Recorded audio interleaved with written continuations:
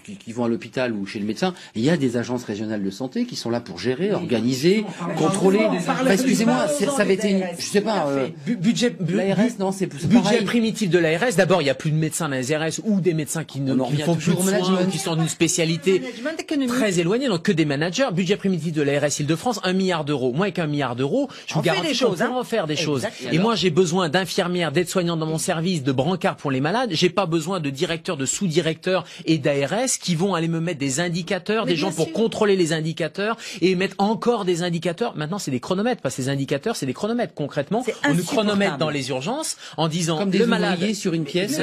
Vous allez à l'hôpital Bichat, par exemple. On est dans l'humain, là. Hein. Vous allez à l'hôpital Bichat, vous arrivez aux urgences, vous avez, les petits tickets quand vous prenez au supermarché, c'est exactement la même chose. Vous prenez un ticket, puis vous attendez votre numéro, etc. Ben ça, c'est tout sauf de la médecine humaine. Par contre, il y a des gens qui sont là pour aller analyser ces indicateurs, etc. Avec tout le respect que j'ai pour la santé publique, on a besoin de la santé publique, mais on a aussi besoin de la santé individuelle. Or, actuellement, cette santé individuelle, c'est extrêmement compliqué. On a l'impression qu'il y a une déconnexion entre la tête et les jambes. Ouais. Les jambes, nous, on court comme on peut, et c'est au sens physique du terme dans les services. Et moins de muscles, c'est les jambes qui ont moins de muscles. Et la tête qui nous sort des grandes théories, etc., sans avoir une direction précise. Parce que tensions quand même très fortes entre ceux qui vous dirigent. Il manque d'humain de la part de celles qui nous dirigent.